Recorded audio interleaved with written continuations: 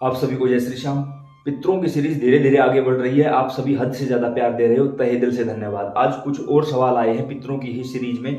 एक बार इस वीडियो को पूरा जरूर देखना, ताकि हो सकता है आपके मन में भी वही सवाल हो जिनको हमने यहाँ लिखा हुआ है, तो आपको अपने सवालों का अपने आप ही जवाब मिल जाएगा। इससे पहले की वीडियो देखनी है तो चैनल पर डाल दी गई है। चैनल के ऊपर बने रहिए, अपना प्यार प्रेम बनाए रखिए, क्योंकि इस समय पर लाखों लाखों प्रेमियों ने इस चैनल को प्यार दिया है। आप भी शामिल हो जाइए। श्याम जगत का सबसे बड़ा चैनल बना दिया है आप लोगों ने, तहे दिल से धन्यवाद। क्योंकि बाबा श्याम और पूजा पाठ से जुड़ी हुई और पितरों की सबसे अधिक आज तक आप लोगों ने रिकॉर्ड बनवा दिया है कि आज तक कहीं भी पितरों की इतनी वीडियो नहीं थी जितनी इस चैनल पर आप लोगों ने डलवा दी। क्यों है आप लोगों का प्यार? क्योंकि अगर आप लोग देखते ही नहीं तो हम क्यों बनाते भाई। और सबसे बड़े धन्यवाद के पात्र हैं बाबा श्याम, बाबा हनुमान। इन्होंने हमें प्रेरणा दी कि आप पितरों की वीडियो बनाओ, और आप लोगों ने इतना प्यार दिया। प्यार क्यों दिया? कि जैसा बताया गया था वैसा आप लोगों ने किया। जैसा किया आप लोगों के घर में सुख शांति हुई, सुख शांति हुई, आप लोग हमसे जुड़ गए। सीधी सी बात है भाई, कोई पैसा नहीं लिया गया, कोई कुछ नहीं किया गया। तो ऐसे में आज का सवाल है कि पितरों को खुश करना क्यों जरूरी है, या फिर पितरों की पूजा करना क्यों जरूरी? दोनों एक ही चीज है भाई। क्यों जरूरी है? जिस प्रकार भगवान ने सृष्टि की रचना की और कुछ चीजें अपने अधिकार में रखी, तो वैसे ही कुछ चीजें पितरों को भी दे रखी हैं। पितरों के अधिकार में 4 चीजें हैं। लगभग मेरे पास जो सवाल आते हैं, लोग मिलते ही मुझसे यही पूछते हैं। 1, शादी नहीं होती। 2, संतान नहीं होती। 3, कर्जा हद से ज्यादा है। 4, खुद का व्यापार नहीं चल रहा। अगर आपकी भी ये 4 चीजें नहीं हो रही तो याद रखना आपके घर में पितर दोष है। पहली पीढ़ी का पितर दोष लगेगा, वो थोड़ा बहुत परेशान करेगा, यानी 35। दूसरी पीढ़ी का पितर दोष 70%, 70% परेशान करेगा। और तीसरी पीढ़ी का पितर दोष ऐसी हालत कर देगा, दुकान चलाते हो, सारा दिन दुकान में बैठे हो, लेकिन कोई भी ग्राहक दुकान पर नहीं आने देंगे। पितर दोष के कारण जब पितर दोष लगकर बिगड़ जाता है तो एक मृत्यु नहीं होती, बस बाकी पितर हाथ में कटोरा दे देते हैं भाई। अगर आपकी भी यही हालत है तो ये वीडियो देखना आपकी मजबूरी बन चुकी है। इस समय एक बार जरूर देखना इस वीडियो को। तो ऐसे में अगर समय पे मांगलिक कार्य चाहिए, यानी शादी चाहिए, तो पितर दोष का निवारण करना पड़ेगा। खुद का व्यापार चलाना है तो पितरों की सहमति जरूरी है। पुत्र प्राप्ति चाहिए या संतान प्राप्ति चाहिए तो पितरों की सहमति जरूरी है। किसी भी प्रकार का कर्जा हो चुका है तो याद रखना भाई, कर्जे से निकालने का ये 4 चीजें सिर्फ पितरों को दे रखी हैं, इसलिए हमें पितरों की पूजा करनी चाहिए। दूसरी बात, जिस घर में पितरों की पूजा नहीं होती, घर का मतलब ये नहीं है कि वहां स्थान देना पड़ेगा, ये नहीं। जो लोग अमावस्या नहीं निकालते, अमावस्या पर अपने पूर्वजों को या पितृ पक्ष में अपने पूर्वजों को याद नहीं करते, उनके घर में कोई भी देवी देवता नहीं आता। अगर इस ब्रह्मांड में कोई ये बोल रहा है आपको कि पितरों को बंधवा दो, छोड़ दो, मैं ये देवता दे दूंगा, मैं वो शक्ति प्रवेश करवा दूंगा, वो झूठ बोल रहा है। ऐसा कहीं नहीं होता। यूट्यूब पर चैलेंज कर रहा हूं आप लोगों को। अगर आप गृहस्थ जीवन में हो तो आपको अपने पितरों को साथ लेकर ही चलना पड़ेगा। और ये बात मैं नहीं भाई, ये बात हमें ठाकुर जी ने बताई है, इसलिए आप लोगों के सामने हमने रख दी। मानो ना मानो आपकी मर्जी, सीधी सी बात है। अगला सवाल है कि पितरों के नाराज होने पर कुल देवी और कुल देवता पर क्या असर पड़ता है? 3 शक्तियां ऐसी हैं जो हमारे डीएनए में है, यानी हमारे जन्म से पहले हमारे साथ चल पड़ती हैं। कौन सी?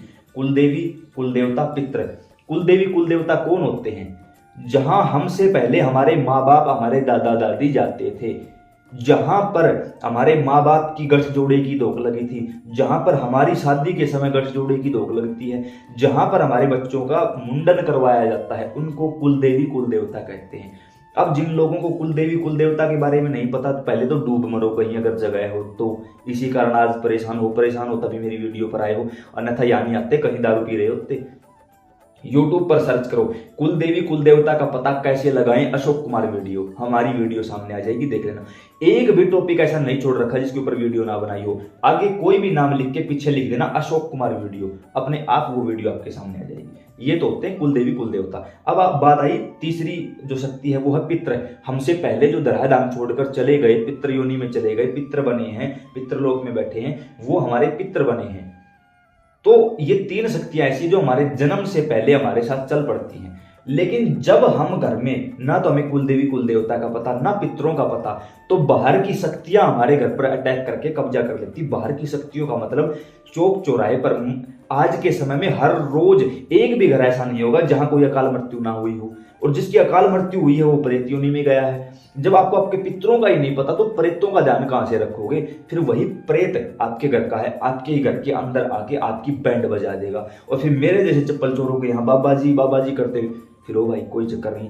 कर्जे में पहले से ही हो, मेरे जैसा पाखंडी 2000 दे दे, 20,000 दे दे, उनको और लुटाई जा रहे हो, नहीं भाई। तो ऐसे में जब जिस घर में पितरों की पूजा नहीं होती उस घर के कुल देवी कुल देवता उस घर को त्याग देते हैं, छोड़ देते हैं। इष्ट देवता यहाँ तक कि गुरु महाराज भी उस घर के अंदर प्रवेश नहीं करेंगे जहां पितरों की पूजा नहीं होती। गृहस्थ जीवन की बातें हैं ये केवल भाई, मैं आध्यात्मिक जगत की बात नहीं बता, जो साधु संत है मैं उनकी बात नहीं कर रहा हूं, मैं सिर्फ गृहस्थ धर्म की बात कर रहा हूं। अगर उनमें से भी कोई बात मेरी बुरी लगे, मेरी वापस छोड़ देना, अच्छी लगे अप्लाई कर लेना, लेकिन देवी देवता प्रवेश नहीं करते भाई। तो ऐसे में क्या करें? इससे पहले की वीडियो में पितरों के बारे में बहुत कुछ बताया गया है, देखो एंड स्क्रीन के रूप में आपको पूरी प्लेलिस्ट मिल जाएगी, एक बार उसको खोल कर देखना जरूरी है। पितरों को कुल देवी कुल देवता के साथ कैसे चलाया जाता है, आपको पता है कि आपके पितर महाराज हैं, नहीं पता है तो वीडियो बना रखी है हमने, पितर दोष के लक्षण और उपाय, वो वीडियो भी बना रखी है, एक बार प्लेलिस्ट देखो तो सही, सारे सवालों के जवाब मिल जाएंगे। यार आप लोग फ्री ऑफ कॉस्ट घर बैठे सब कुछ मिल रहा है फिर भी आप ले नहीं रहे हो, पता है क्यों? क्योंकि आपको फ्री में मिल रहा है। अगर यही बातें आपको बोलूँ ना 11,000 रुपये में मिलता हूँ आप लोगों से, 11,000 रुपये दो और वहीं पास बैठकर ये बातें बताऊं, सारी मान लोगे? क्यों?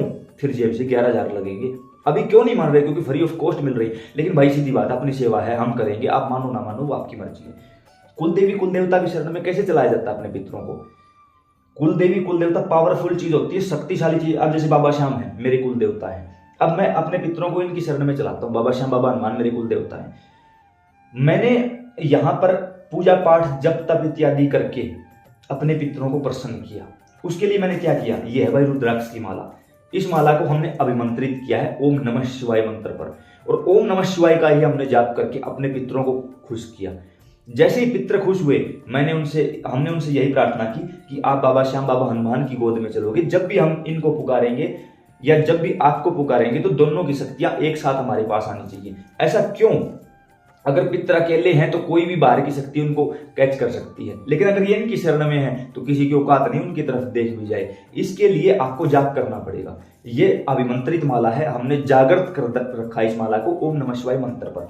जिन प्रेमियों को ये माला लेनी है वो नीचे दिए गए नंबरों पर फोन या व्हाट्सएप कर सकते हैं। फोन मिले फोन पर बात करो, नहीं मिले व्हाट्सएप पर आप कॉल कर सकते हो। लेकिन याद रहे ये नंबर सिर्फ माला के लिए, ये मेरा नंबर नहीं है, ये हमारे टीम मेंबर इस नंबर को उठाएंगे। कभी हमें फुर्सत हुई तो हो सकता है हम भी उठा लें, अन्यथा सबसे ज्यादा टीम मेंबर उठाएंगे, वो सिर्फ माला बुकिंग के लिए करेंगे।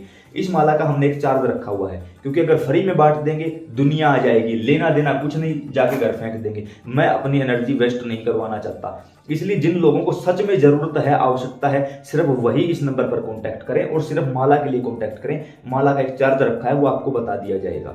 जहां से भी आप हो अपना एड्रेस बता देना, ऑनलाइन डिलीवरी आपके घर हो जाएगी।